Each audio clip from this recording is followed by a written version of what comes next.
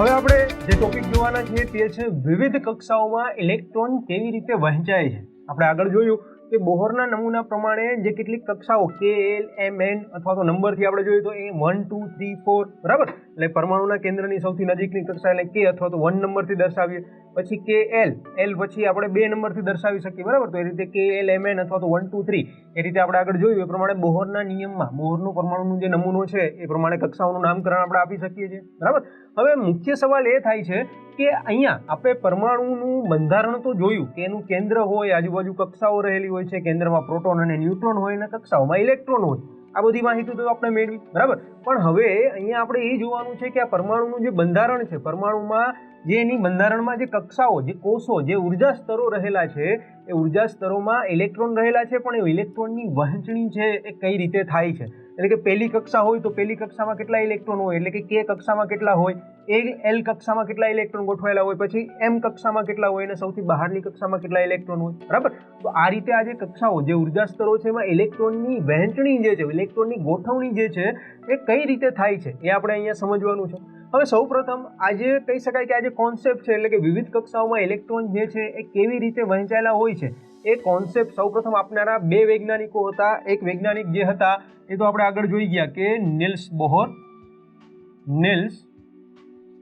Bohr દ્વારા પણ આપવામાં આવ્યું, અને સાથે સાથે બીજા એક વૈજ્ઞાનિક હતા જે બરી અને બોહર, આ બંને દ્વારા વિવિધ કક્ષાઓમાં ઇલેક્ટ્રોન જે છે ઇલેક્ટ્રોનની વહેંચણી કેવી રીતે થાય એના કેટલાક નિયમો જે છે, નિયમો મુખ્યત્વે આ બંને વૈજ્ઞાનિકો દ્વારા, નિલ્સ બોહર અને બરી નામના વૈજ્ઞાનિક દ્વારા આપવામાં આવ્યા બરાબર। તો હવે આપણે એ જોવાનું છે કે આ વિવિધ કક્ષાઓમાં જે ઇલેક્ટ્રોનની વહેંચણી થાય છે એ વહેંચણી કરવા માટે કયા કયા નિયમોનું આપણે પાલન કરવું પડે બરાબર। તો સૌપ્રથમ આપણે પહેલો નિયમ નંબર 1 જે છે એના વિશે માહિતી મેળવીએ। તો વિવિધ કક્ષાઓમાં ઇલેક્ટ્રોનની ગોઠવણી માટેના નિયમોમાં પ્રથમ નિયમ જે છે, નિયમ નંબર 1, એના વિશે આપણે વાત કરીએ તો નિયમ નંબર 1 શું કહેવા માંગે છે કે વિવિધ કક્ષાઓમાં એટલે કે કક્ષામાં કોઈ પણ ચોક્કસ કક્ષામાં રહેલા મહત્તમ ઇલેક્ટ્રોનની સંખ્યા કેટલી હોય છે, એટલે કે કક્ષા આપણી પાસે ઘણી બધી કક્ષાઓ રહેલી હોય। જો અહીંયા આપણે સરળતા ખાતર પેલા જે બોહરનો નિયમ હતો એના પ્રમાણે જોઈએ તો આને આપણે પરમાણુનું કેન્દ્ર તરીકે લઈએ બરાબર, એની આસપાસ આ રીતે કક્ષાઓ રહેલી છે, તો આ એક કક્ષા થશે, એની આસપાસ આગળ જઈએ તો આ બીજી કક્ષા થશે બરાબર, તો અહીંયા કેન્દ્ર છે તો આને આપણે કેન્દ્ર કહીએ, અને આસપાસ આ કક્ષાઓ રહેલી છે બરાબર। આ જ પ્રમાણે આપણે કેવું હોય કે આ પહેલી કક્ષામાં કેટલા ઇલેક્ટ્રોન છે, તો આપણે એ કક્ષામાં પ્રથમ કક્ષા એટલે આ કક્ષા કહી શકાય, તો બોહરના નિયમ પ્રમાણે આ કક્ષાને આપણે n = 1 અથવા તો k વડે નામ દર્શાવી શકીએ, બીજી કક્ષા છે એને આપણે n = 2 અથવા તો k m વડે દર્શાવી શકીએ બરાબર। એ જ રીતે ત્રીજી કક્ષા હોય તો n = 3 n વડે દર્શાવી શકાય, અને ચોથી કક્ષા હોય તો n = 4 વડે દર્શાવી શકાય, એટલે કે આ આપણું કેન્દ્ર થશે, પ્રથમ કક્ષા, દ્વિતીય કક્ષા, ત્રીજી, ચોથી, એ રીતે કક્ષાઓ જે છે એ કક્ષાઓ એમાં રહેલી હોય છે રાઈટ। તો અહીંયા આપણે એ જોવાનું છે કે આ પ્રથમ કક્ષા છે તો પ્રથમ કક્ષામાં સમાવેશ થતા મહત્તમ ઇલેક્ટ્રોન કેટલા છે, તો એના માટે બોહર અને બરી દ્વારા કેટલાક નિયમો જે આપવામાં આવ્યા હતા એના પ્રથમ નિયમમાં એ જ વસ્તુ સમજાવેલી છે કે કક્ષામાં હાજર રહેલા, અહીંયા આપણે જોઈ શકીએ છીએ કે ચાર્ટ દ્વારા તમને દર્શાવેલું છે કે ફ્લો દ્વારા જોઈ શકીએ કે કક્ષામાં હાજર રહેલા મહત્તમ ઇલેક્ટ્રોનની સંખ્યા તો કે કેટલી છે, એના માટેનું એક ચોક્કસ સૂત્ર છે, સૂત્ર અહીંયા દર્શાવેલું છે 2n² વડે બરાબર। 2n² એટલે કે 2n નો વર્ગ, જ્યાં n જે છે n કક્ષાનો ક્રમાંક છે, એટલે કે અહીંયા જો પહેલી કક્ષા હોય તો એને n = આપણે 1 લખવાનો એટલે કે 1 લખવાનો, બીજી કક્ષા હોય તો n = 2 એટલે કે 2 લખવાનો, અને જો ત્રીજી કક્ષા આવતી હોય તો n = 3 એટલે કે 3 લખવાનું બરાબર। તો આ રીતે આપણે જોવું હોય તો પ્રથમ કક્ષામાં કેટલા ઇલેક્ટ્રોન સમાતા હશે, એટલે કે n = 1 થશે પ્રથમ કક્ષા માટે, તો અહીંયા નીચે ઉદાહરણો પણ તમને આપેલા છે કે પ્રથમ કક્ષા એટલે કે k કક્ષા થશે, અને k કક્ષા માટેનો ક્રમાંક કયો છે કક્ષાનો, તો કે 1 છે પહેલી કક્ષા બરાબર। તો એમાં 2n² સૂત્ર પ્રમાણે 2n² એટલે કે 2, n ની જગ્યાએ હવે શું મૂકવાનું, 1 મૂકવાનું, 1 નો વર્ગ શું થશે, 1 થશે, એટલે કે 2 ગુણાકારમાં 1 એટલે કે કેટલા ઇલેક્ટ્રોન સમાઈ શકે, તો કે પહેલી કક્ષામાં હંમેશા બોહર અને બરીના નિયમ દ્વારા આપણે કહી શકીએ કે પહેલી કક્ષામાં 2 ઇલેક્ટ્રોન જે છે રહેલા હોય છે, એટલે અહીંયા આપણે દર્શાવી શકીએ કે સપોઝ કે આ પહેલી કક્ષા છે તો અહીંયા 1 ઇલેક્ટ્રોન હશે અને 1 ઇલેક્ટ્રોન અહીંયા ક્યાંક હશે, એટલે કે પહેલી કક્ષામાં ટોટલ ઇલેક્ટ્રોન કેટલા હશે, 2 ઇલેક્ટ્રોન હશે બરાબર। હવે આપણે ઉદાહરણ પ્રમાણે બીજી કક્ષાની વાત કરીએ તો બીજી કક્ષામાં 2n² સૂત્ર છે, n = આપણે કેટલા લેવાના, હવે બીજી કક્ષા છે એટલે n = 2 લેવાના, n = 2 લઈશું તો 2n² સૂત્રમાં n ની જગ્યાએ 2 મૂકી દઈએ તો 2 એટલે 2 નો વર્ગ n² છે બરાબર, 2 નો વર્ગ થશે 4 અને ગુણાકારમાં પાછા 2 આવશે, એટલે કે બીજી કક્ષામાં ઇલેક્ટ્રોન કેટલા હશે, તો કહી શકાય કે 8 ઇલેક્ટ્રોન છે બીજી કક્ષામાં સમાયેલા હશે। એટલે અહીંયા આપણે જો બીજી કક્ષાની વાત કરીએ તો અહીંયા આ 1 ઇલેક્ટ્રોન, આ બીજો, 3, 4, 5, 6, 7 અને 8 આ રીતે કહી શકાય કે 8 ઇલેક્ટ્રોન છે એ બીજી કક્ષામાં સમાવેશ થતો હશે, બરાબર. એ જ રીતે જો ત્રીજી કક્ષા લઈએ તો સૂત્ર મુજબ આપણે અહીંયા પણ ઉદાહરણમાં લખ્યું છે કે ત્રીજી કક્ષા એટલે n ઇઝ ઇક્વલ ટુ આવશે 3 એટલે કે n ઇઝ ઇક્વલ ટુ 3 તો 2n² સૂત્ર છે, n નો વર્ગ એટલે 3 નો વર્ગ થશે, 3 તેરી 9, 9 ગુણાકારમાં 2 એટલે 18. તો અહીં આપણે જોઈ શકીએ કે ત્રીજી કક્ષામાં કેટલા ઇલેક્ટ્રોન છે તો કે 18 ઇલેક્ટ્રોન જે છે એ ત્રીજી કક્ષામાં સમાવેલા હશે, બરાબર. એ જ રીતે જો ચોથી કક્ષાની વાત કરીએ તો આપણી પાસે K, L, M, N એટલે કે હવે ચોથી કક્ષા આપણા માટે થશે n, બરાબર. તો n એના માટે થશે n ઇઝ ઇક્વલ ટુ 4, ચોથી કક્ષા છે. ચોથી કક્ષામાં 4 ઇલેક્ટ્રોન છે. સૂત્ર શું છે તો આપણે કીધું કે સૂત્ર 2n² છે. એની જગ્યાએ શું લખવાનું હતું કે 2 ગુણાકારમાં 4 નો વર્ગ, રાઈટ.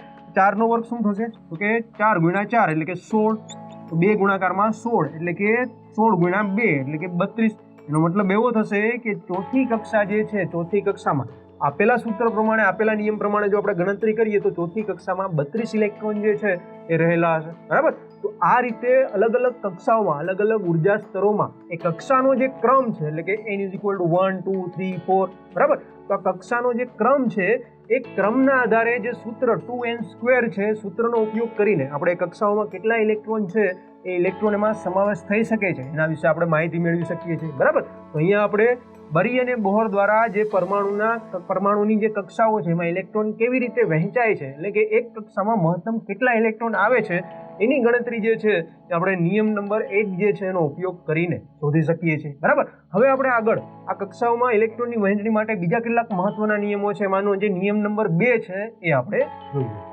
તો નિયમ નંબર 2 માં આપણે શું જાણવાનું છે કે આપણે સૂત્ર તો અગાઉ ભણી ગયા કે કોઈ પણ કક્ષામાં મહત્તમ ઇલેક્ટ્રોન કેટલા હોય તો કે 2n² જેટલા ઇલેક્ટ્રોન હોય, બરાબર. તો એના આધારે આપણે અહીંયા જો બે કક્ષાઓ માટે એક પરમાણુનું બંધારણ દર્શાવેલું છે તો પહેલી કક્ષામાં n ઇઝ ઇક્વલ ટુ 1 થશે એટલે 2n² સૂત્ર પ્રમાણે 2 ઇલેક્ટ્રોન હશે જે અહીંયા ગોઠવાયેલા છે. બીજી કક્ષામાં 2n² પ્રમાણે 2 n ઇઝ ઇક્વલ ટુ 2 એટલે કે 2 નો વર્ગ 4 ગુણ્યા 2 એટલે કે 8 ઇલેક્ટ્રોન થશે. તો બીજી કક્ષામાં આકૃતિમાં આપણે 8 ઇલેક્ટ્રોન દર્શાવેલા છે, બરાબર. તો અહીંયા એ તમને જે પરમાણુનું બંધારણ છે તમને દર્શાવેલું છે કે જેમાં કેન્દ્ર છે તો કેન્દ્રને સામાન્ય રીતે આપણે ન્યુક્લિયસ તરીકે ઓળખીએ છીએ. એની આસપાસ જે ભ્રમણ કક્ષાઓ છે કે જેમાં ઇલેક્ટ્રોન ભ્રમણ કરે છે એને આપણે કક્ષાઓ અથવા તો કોષો અથવા તો ઉર્જા સ્તરો તરીકે ઓળખવામાં આવે છે. અને એમાં જે યલો રંગ પીળા રંગના જે આપણે ડોટ બતાવેલા છે એક પ્રકારે ઇલેક્ટ્રોન જે છે એમાં રહેલા છે એવું આપણે દર્શાવી શકીએ, બરાબર. એટલે અહીંયા બીજા નિયમમાં એવું કહેવામાં આવેલું છે કે બોહર અને બરી દ્વારા જે બીજો નિયમ આપેલો છે એમાં કીધું છે કે પરમાણુના બંધારણમાં સૌથી બહારની જે કક્ષાઓ અહીંયા બે કક્ષા દર્શાવેલી છે તો સૌથી બહારની કક્ષા કઈ થશે તો બીજી કક્ષા થશે. તો સૌથી બહારની કક્ષામાં મહત્તમ કેટલા ઇલેક્ટ્રોન રહી શકે તો કહી શકાય કે સૌથી બહારની કક્ષામાં મહત્તમ 8 ઇલેક્ટ્રોન છે, 8 ઇલેક્ટ્રોન જ ગોઠવાઈ શકે છે, બરાબર. તો એ થશે નિયમ નંબર 2. તો આપણે એના માટે જણાવી શકીએ કે બોહર અને બરીના નિયમ નંબર 2 દ્વારા આપણે કહી શકીએ કે પરમાણુના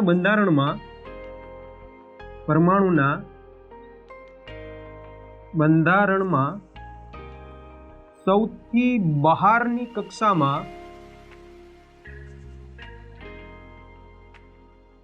મહત્તમ 8 ઇલેક્ટ્રોન સમાઈ શકે છે અથવા તો ગોઠવાઈ શકે છે એવું પણ લખી શકાય, બરાબર. એટલે કે પરમાણુના બંધારણમાં સૌથી બહારની કક્ષામાં મહત્તમ ઇલેક્ટ્રોન કેટલા રહી શકે છે તો કે 8 જેટલા ઇલેક્ટ્રોન મહત્તમ ઇલેક્ટ્રોન છે એની બહારની કક્ષામાં ગોઠવાઈ શકે છે. તો આ થશે નિયમ નંબર 2. હવે આપણે વાત કરીએ તો નિયમ નંબર 3 ની વાત જોઈએ તો નિયમ નંબર 3 શું દર્શાવે છે, બરાબર. તો નિયમ નંબર 3 અનુસાર આપણે કહી શકીએ કે પરમાણુમાં જે કક્ષાઓ રહેલી છે કક્ષાઓ ક્રમવાઇઝ છે એટલે કે ન્યુક્લિયસની શરૂઆતની ન્યુક્લિયસ પછી તરત જ આવતી કક્ષા એ પહેલી કક્ષા થશે, ત્યારબાદ આવતી કક્ષા એ બીજી કક્ષા થશે, પછી આવતી એટલે ત્રીજી કક્ષા થશે, બરાબર. તો ન્યુક્લિયસથી આપણે ગણતરી કરીએ તો કક્ષાઓના જે ક્રમ આપેલા છે 1, 2, 3, 4 પહેલી કક્ષા, બીજી, ત્રીજી, ચોથી કક્ષા. તો અહીંયા કક્ષાઓમાં પરમાણુના બંધારણમાં કક્ષાઓમાં ઇલેક્ટ્રોન કઈ રીતે ભરાશે તો જ્યાં સુધી પરમાણુના બંધારણમાં પહેલી કક્ષા જ્યાં સુધી એની મહત્તમ જે કેપેસિટી છે ઇલેક્ટ્રોન સમાવવાની એ મહત્તમ ક્ષમતા સુધી ના ભરાઈ જાય ત્યાં સુધી બીજો કોઈ પણ ઇલેક્ટ્રોન છે આગળની બીજી કક્ષામાં જશે નહીં. એટલે કે અહીંયા આપણે આ કહી શકાય કે અવલોકનના આધારે એ વસ્તુ કહી શકીએ કે જે પરમાણુનું બંધારણ છે એમાં રહેલી જે કક્ષાઓ છે એ કક્ષાઓમાં ઇલેક્ટ્રોન જે છે હંમેશા તબક્કાવાર એટલે કે એક પછી એક ગોઠવાય છે. એટલે કે પહેલી કક્ષા ભરાઈ જાય પછી ઇલેક્ટ્રોન બીજી કક્ષામાં આવશે, પછી ઇલેક્ટ્રોન ત્રીજી કક્ષામાં આવશે, બરાબર.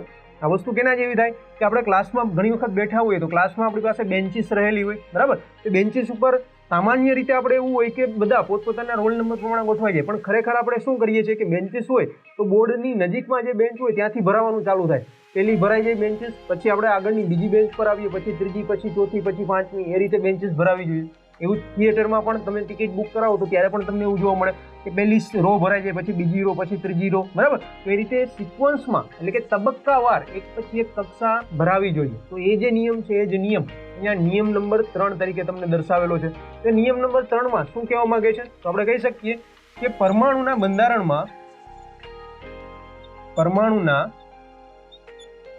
બંધારણમાં પ્રથમ કક્ષા ભરાયા બાદ જ બીજી કક્ષામાં ઇલેક્ટ્રોન ગોઠવાય છે, બરાબર? એટલે કે પ્રથમ કક્ષામાં ઇલેક્ટ્રોન ભરાયા બાદ જ બીજી કક્ષામાં ઇલેક્ટ્રોન છે એની ગોઠવણી થાય છે. એના પરથી આપણે કહી શકીએ કે તેથી કક્ષાઓ તબક્કાવાર ઇલેક્ટ્રોન ની ગોઠવણી કરે છે, બરાબર? એટલે કે તબક્કાવાર એક બાદ એક, પહેલી ભરાશે પછી બીજી, પછી ત્રીજી, એ રીતે તબક્કાવાર એક પછી એક જે કક્ષાઓ છે કક્ષાઓમાં ઇલેક્ટ્રોન જે છે ઇલેક્ટ્રોન ભરાતા રહેશે, બરાબર? તો અહીંયા આ મુખ્યત્વે આ જે 3 નિયમો આપણે જોયા, 3 નિયમોનું પાલન કરીને આપણે કોઈ પણ તત્વનું પરમાણુ હોય તો એનું બંધારણ આપણે દોરીએ ત્યારે બંધારણની કક્ષામાં કેટલા ઇલેક્ટ્રોન હશે આપણે દર્શાવી શકીએ છીએ, બરાબર? પહેલો નિયમ શું જોયો? કે પહેલો નિયમ એવો જોયો કે કોઈ પણ કક્ષામાં મહત્તમ ઇલેક્ટ્રોન સમાવવાની ક્ષમતા એની કેટલી હોય? તો એના માટેનું સૂત્ર છે 2n², n એટલે કે કક્ષાનો નંબર. આ સૂત્ર અનુસાર જેટલા ઇલેક્ટ્રોન આવે તો એ નંબરની કક્ષા મહત્તમ એટલા ઇલેક્ટ્રોન છે સમાવી શકે છે. બીજો નિયમ આપણે શું જોયું કે એમાં આપણે જોયું કે કોઈ પણ પરમાણુના બંધારણમાં જે સૌથી બહારની એટલે કે જે બાહ્યતમ કક્ષા છે, બરાબર? સૌથી બહારની જે કક્ષા છે એને બાહ્યતમ કક્ષા તરીકે ઓળખી શકાય. સૌથી બહારની કક્ષામાં મહત્તમ કેટલા ઇલેક્ટ્રોન હોય તો કહી શકાય કે 8 ઇલેક્ટ્રોન મહત્તમ સમાઈ શકે. અને નિયમ નંબર 3માં આપણે શું જોયું કે નિયમ નંબર 3 દ્વારા દર્શાવી શકાય કે પરમાણુના બંધારણમાં હંમેશા કક્ષાઓ તબક્કાવાર ભરાય છે. એટલે કે પહેલી કક્ષા ભરાઈ જાય પછી બીજી કક્ષામાં ઇલેક્ટ્રોન જશે, બીજી ભરાઈ જશે પછી આગળની ત્રીજી કક્ષામાં ઇલેક્ટ્રોન જશે. એટલે કે પરમાણુના બંધારણમાં જે કક્ષાઓ છે કક્ષાઓ તબક્કાવાર ઇલેક્ટ્રોનની ગોઠવણી કરે છે અને તબક્કાવાર એ કક્ષાઓ છે એ ભરાય છે, બરાબર? તો આ રીતે આ 3 નિયમોનો ઉપયોગ કરીને વિવિધ કક્ષાઓમાં ઇલેક્ટ્રોન કેવી રીતે વહેંચાય છે એટલે કે ઇલેક્ટ્રોનની વહેંચણી કેવી રીતે થાય છે એની માહિતી આપણે મેળવી.